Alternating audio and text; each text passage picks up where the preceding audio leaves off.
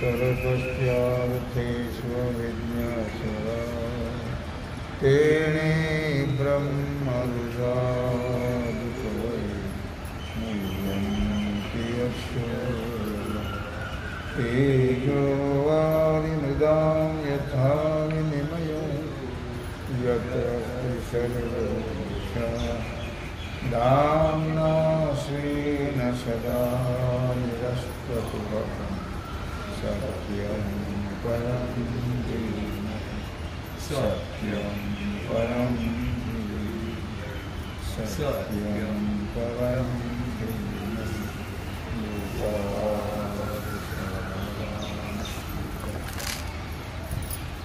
आता दुःखाचे अंतवट वेली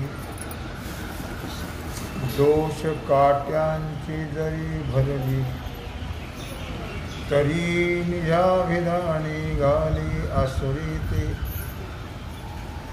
भगवान सिद्धेश्वराच्या असीम कृपेनं श्री रुक्मिणी पांडुरंगाच्या चरणाजवळ बसून श्री सद्गुरू ज्ञानेश्वर महाराज, श्री जगद्गुरू तुकाराम महाराज, श्री संत एकनाथ महाराज यांच्या चरण सानिध्यामध्ये आपण सर्वजण मिळून महान ग्रंथराज ज्ञानेश्वरीच्या 16व्या अध्यायाच्या 213 ओळीचा आपण विचार करतो आहोत. आता आसुरी संपत्तीची लक्षणं सांगतात. अर्थात जरीही आसुरी दुःखाची अंतरंग वेली असेल आणि दोषरूपी काट्याने भरलेली असेल तरी पण तिला माझ्या व्याख्यानामध्ये प्रतिपाद्य विषय म्हणून तिला घालत आहे. कारण दैवी असुरी संपत्ती का वर्णन करायचे तर मनुष्य सात्विक कोण आहे आणि कोण नाही, परमार्थ मार्गाचा अधिकारी कोण आहे आणि कोण अधिकारी नाही आहे हे कळण्याकरता ही लक्षणं सांगतात. शिवाय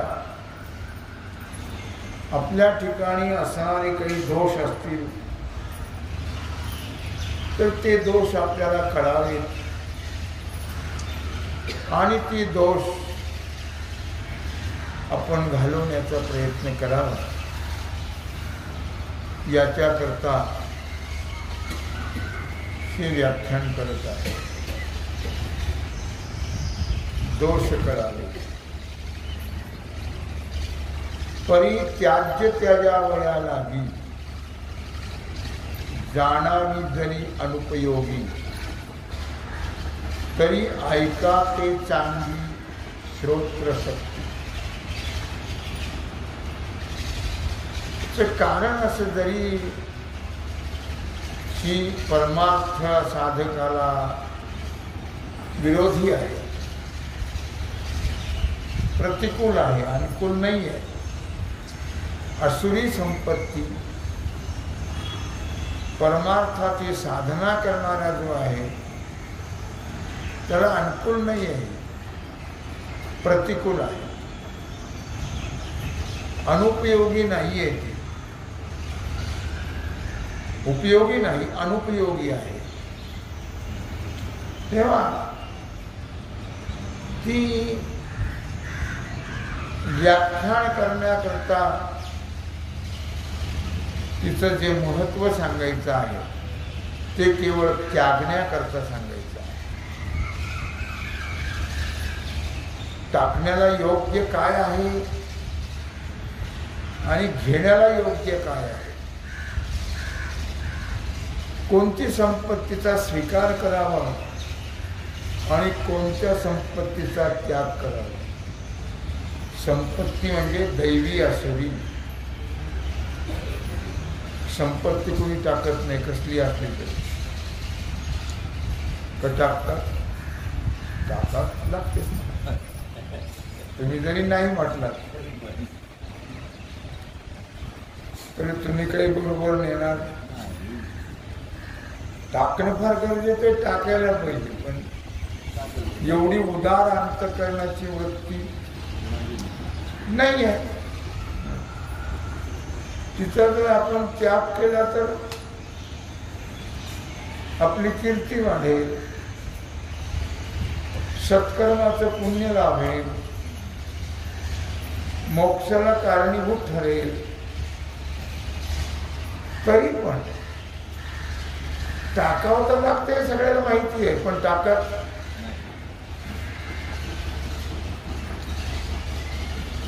आपल्या हाताने टाकत नाही. पण लोभ आहे त्याचा फार मोठा.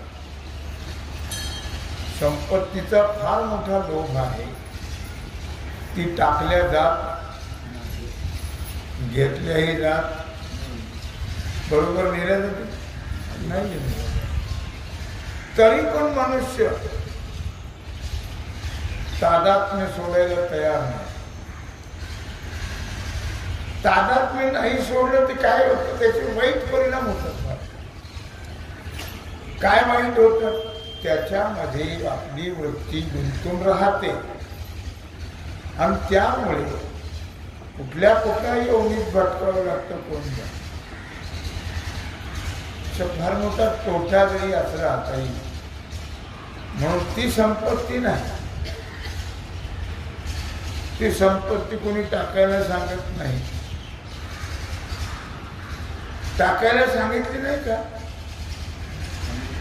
जोडून या धन उत्तम व्यवहारे, उदास विचारे वेच करी, उत्तमची गती तो एक पावेल, उत्तम भोगील जीव खाण. टाकायला सांगितली पण टाकल्या जात. आपलं त्याचं जे तादात्म्य मोह आहे तो मोह टाकू देत नाही. ही संपत्ती जी आहे ती काही घेण्याची आहे, काही टाकण्याची आहे. घेण्याची आहे दैवी संपत्ती आणि टाकण्याची आहे असली संपत्ती. पण ती कळल्याशिवाय घेता येत नाही, टाकता येत नाही. ती कळावी म्हणून भगवान तिचा विचार अर्जुनाला सांगतात. किंवा श्रोत्र शक्ती ऐके. भगवान म्हणतात अर्जुना, चांगल्या श्रवण शक्तीने ऐक बरं का. तरी नरक व्यथा थोडी. या आसुरी संपत्तीने काय होतं ते सांगतात यावेळी. नरकाची प्राप्ती. तरी नरक व्यथा थोरी, आणावया दोषी अघोरी. मेळो केला ती आसुरी संपत्ती है. नरकाधिक दुःखाला महत्व आणण्याकरता अशी महान भयंकर पापाने युक्त असणारी किंवा पापाचं एक संमेलन असणारी अशी ही आसुरी संपत्ती आहे. दिल खुशीन अक्कल हुशारीनं नरकाला नेणारी पापाचं संमेलन असणारी अशी ही आसुरी संपत्ती आहे. नाना विषवर्गो एकवटो, तया नाम जैसे बासटो. आसुरी संपत्ती हा खोटो दोषांचा तैसा. अनेक विषयांचे प्रकार एकत्र झाल्यानंतर त्याला 62 हे नाव आहे. अनेक विषय एकत्र केले की त्याला 62 म्हणतो. त्याप्रमाणे सर्व पापांची आटून तयार केलेली मूस, सर्व पापांची आटून तयार केलेली मूस म्हणजे ही आसुरी संपत्ती आहे. ती आता सांगतायत या श्लोकातून चौथ्या. दंभोदर्पोभिमानश्च. दैवी संपत्तीची किती लक्षणं सांगितली, तसे एवढे नाही थे, हे थोडे आहे. दंभोदर्पोभिमानश्च क्रोधः पारुष्यमेव च अज्ञानं चाभिजातस्य पार्थ संपदमासुरीं. किती लक्षणं सांगितली? 6. ते आहेत 26. हे सांगितले 6. या 6 मध्ये सर्व दोषांचा पापाचा अंतर्भाव आहे. दंभ, दर्प, अभिमान, क्रोध, निष्ठुरता आणि अज्ञान ही आसुरी संपत्तीची लक्षणं आहेत. हे घेऊन जे जन्माला येतात ते सर्व गुण, त्याला असुर नाव आहे. असुर. त्यात आता एका विचार माऊली करता. पहिला सांगितला दंभ. तरी तयाची आसरा दोषा माझी दयाविरा. वाढपणाचा डांगोरा तो दंभ ऐसा. अर्जुना, ही आसुरी संपत्ती म्हणजे आसुरी दोष जे आहेत, या आसुरी दोषांमध्ये ज्याच्या नावाने मोठेपणाचा डांगोरा पिटवला जातो. मोठे असून पिटवलं ते काय हरकत नाही, पण मोठे नसताना मोठेपणाचा डांगोरा पिटवला जातो. तुमच्या पुढे ज्वलंत उदाहरणं आहेत, हे काही सांगायची गरज नाही. घर में नहीं जाना पण बाजीराव म्हणा, याला म्हणतात दांभिकपणा. मोठेपणा नसताना मोठेपणाचं ढोंग करणं, मोठेपणाचा डांगोरा पिटवणं, याला काय नाव आहे? दंभ. दांभिकता ज्याला म्हणतो, दांभिकता. नसतं पण दाखवायचं, नसतं पण दाखवायचं.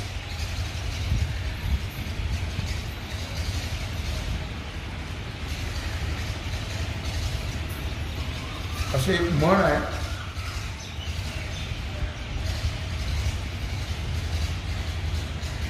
काय मला येणे शब्द करतो, अंदर परेशानी आणि ऊपर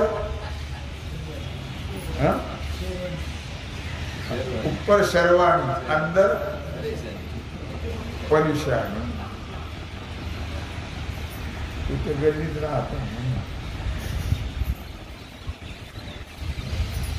भाड्याचे कपडे घालायचे पण लोकांना श्रीमंती नसलेली दाखवायची. त्याला काय म्हणतात? दांभिकता. त्याला दृष्टांत दिलं आहे. जैसिया पुरी जननी नग्न दाविलिया जनी ते तीर्थची परिपतनी कारण होय. जन्म देणारी आपली माता समाजामध्ये जर ती उघडी करून दाखवली, तिची जर विटंबना केली, तर माता ही खरं तीर्थ आहे. सकळ तीर्थाची धुळे जी एका माता पितर तया सेवे लागी शरीरे लोण केली असं म्हणते. तीर्थरूप असणारी पण तिची विटंबना केली तर ती पुत्राला शाप देते आणि त्याला नरकाची प्राप्ती होते.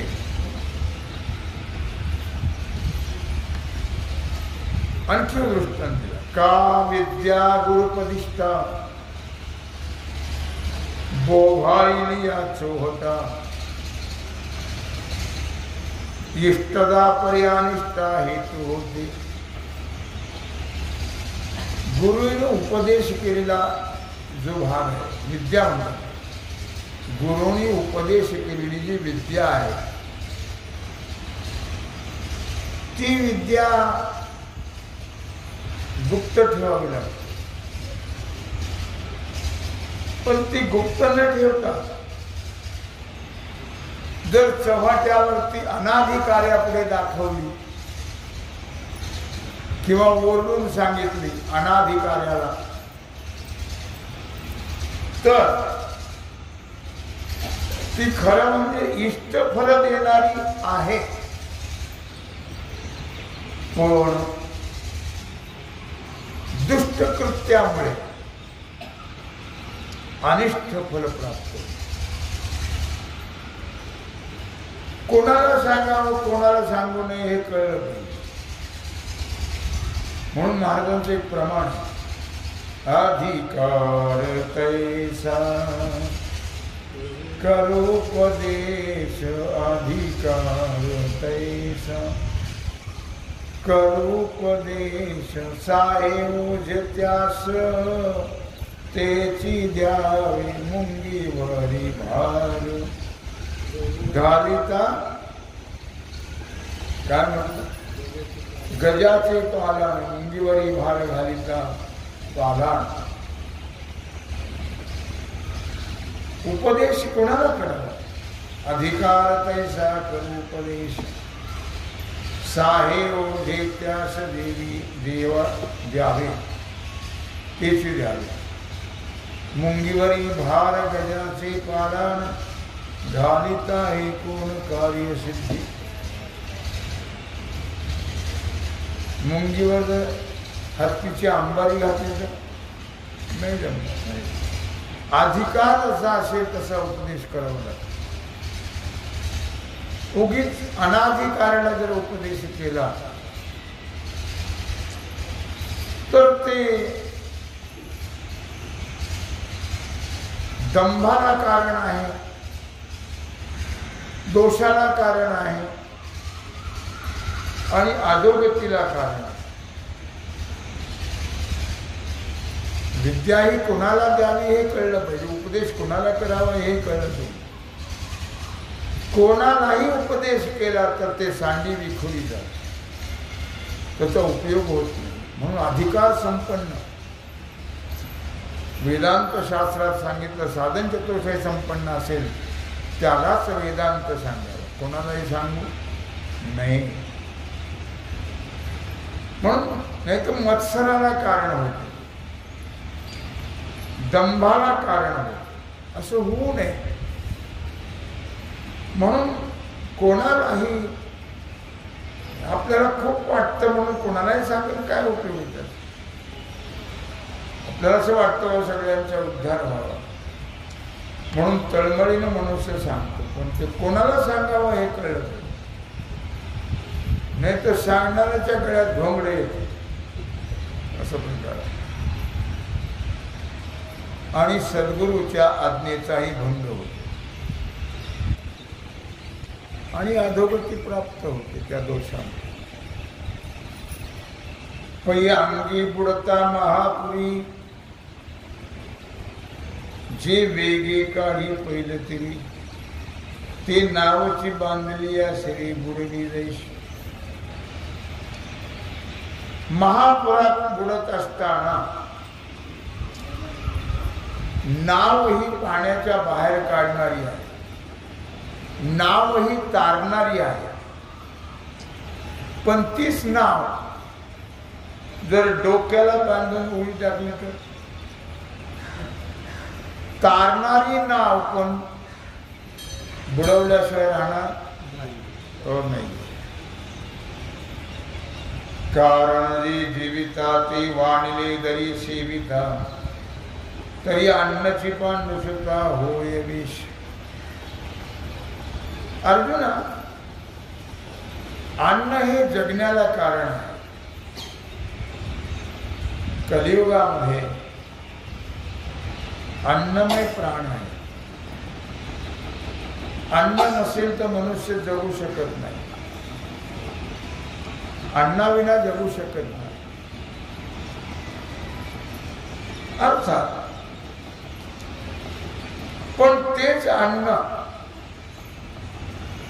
जर पंक्तीमध्ये बसून घेतलं आणि त्याचं वर्णन केलं, ते त्या दृष्टी दूषित होऊन ते मारक ठरले जाते. आणि काही अन्नाचा असा विचार आहे की आपण खात असताना वाईट अन्नाचा विचार करायचा नसतो, नाही तर ते आपलं अन्न दूषित होत. म्हणून वाईटाचा कधी विचार जेवत असताना, म्हणून म्हटलं वदनी कवल घेता नाम घ्या श्रीहरीचे, गप्पा मारायच्या नाही, टीव्ही पाहत जेवायचं नाही, बातम्या ऐकत जेवायचं नाही, पेपर वाचत जेवायचं. त्याचे परिणाम फार वाईट भोगावे लागतात. म्हणून म्हटलं अन्न तेच आहे, पण त्या अन्नाचे परिणाम मात्र फार वाईट होतात. कधीही पेपर वाचताना जेवू नये, कधी मोबाईल ऐकताना जेवू नये, टीव्ही पाहत जेवू नये. मग भगवंताचं नामस्मरण करत जेवावं. आणि उदर भरण नो हे जाणीजे यज्ञ कर्म, तेच अन्न यज्ञ कर्म, तेच अन्न विष होत. एक तारक ठरतं, एक मारक ठरतं. अन्न घेताना कसं घ्यावं, त्याला काही पावित्र्य आहे. तर अन्न हे परब्रह्म आहे. आता बूट घालूनच जेवतात, काही दिवसांनी बोटातच जेवतील झाले. त्याला काही कळत नाही गाढवा कसं खावं कसं खाऊ नये. अपवित्रता, त्याचे परिणाम काय भोगावे लागतात हे आजच्या लोकांना कळत नाही. अति शिकले ते फुकले. अति शिक्षण फार वाईट शिक्षण. पण अतिचा उपयोग अलीकडे फार वाईट करायला लागले, म्हणून त्याचे परिणाम वाईट भोगावे लागतात. पैसा दृष्टा दृष्टाचा सखा, धर्म झाला तो फोकारी रे देखा, तरी तारिता तोची दोखा लागी होय. धर्म हा जो आहे तो या लोकात आणि परलोकामध्ये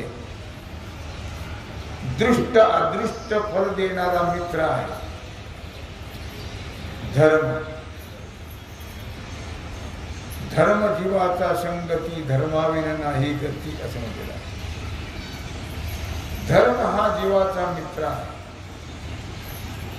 धर्म हा दृष्टादृष्ट फल देतो. या लोकामध्ये दृष्ट फल देतो, परलोकामध्ये अदृष्ट फल देतो. पुत्रकामेष्टी यज्ञ आहे, चित्रयाग आहे, दधी योगा याग आहे, कारिवी याग आहे. हे सगळे काम्य कर्म करता आहे. पुत्रकामेष्टी जो आहे तो दशरथ राजाने केला होता, पुत्र प्राप्ती करता. चित्रयाग जो आहे तो पशु प्राप्ती करता है. दधी याग जो आहे तो इंद्रिय पुष्टी करता. कारिणी याग जो आहे तो पाऊस पडण्याकरता. अशा प्रकारे या लोकात मिळणारी ही दृष्ट फल आहे. अदृष्ट फल परलोकातलं आहे.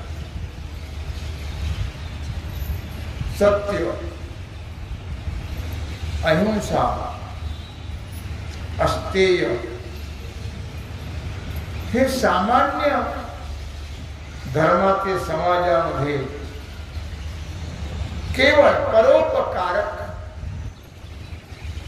शुद्ध आणि नीतिमत्ता असणाऱ्या, याचा विचार करणं फार गरजेचं आहे. निष्काम भक्तिरूप धर्माचं फल आहे किंवा निष्काम उपासना धर्माचं जे फल आहे ते आहे सगुण साक्षात्कार. हे दृष्ट फल आहे. निष्काम धर्माने चित्तशुद्धी होते, हे त्याचं दृष्ट फल आहे. ज्योतिष्ठोमादिक जे यज्ञ आहे त्या यज्ञाचं फल आहे परलोकामध्ये मिळते, या लोकात नाही मिळत. वेदांत सांगितल्यानंतर वेदामध्ये सांगितलेले जे दहराधिक उपासना आहे त्या उपासनेचं फल आहे ब्रह्मलोक प्राप्ती. अदृष्ट फल आहे. सकाम भक्तीने वैकुंठाची प्राप्ती होते, कैलासाची प्राप्ती होते. अदृष्ट फल आहे. अर्थातच अशी ही दृष्ट आणि अदृष्ट या लोकातलं दृष्ट फल आहे आणि परलोकातलं हे अदृष्ट फल आहे. हे जे असणारे धर्म आहेत ते आपले परममित्र आहेत, दृष्ट अदृष्ट फल देणारे. आणि हे जर आपल्या तोंडाने प्रसिद्ध करण्याचा प्रयत्न केला तर त्याला दुःखातून तारणारा असून सुद्धा तो दुःखाला कारण आहे. काही गोष्टी सांगायच्याच नसतात. आपण तीर्थयात्रेला गेलो तर सांगायचं नाही. जसं शेतकरी पेरतो आणि झाकतो त्याप्रमाणे आपण जे पुण्यकर्म करतो ते झाकावं लागतं. त्याची जाहिरातबाजी करायची नसते. म्हणून शब्द आहे मा वद. मा म्हणजे नको, वद म्हणजे बोलू, बोल नको. आमची पेपरला जाहिरात असते मा वद. आमची काय असते जाहिरात. पुण्यकर्म थोडं करायचं पण जाहिरातबाजी जास्त करायची. म्हणून जे जरी पुण्याला कारण असलं तरी ते पापच. तीर्थयात्रेला गेलो कधीच बोलू नये. तिथं टेंबाच लावतात. चारधाम केले, चारधाम केले, चारधाम केले, चारधाम केले. फुकट गेलं काही उपयोग होत नाही.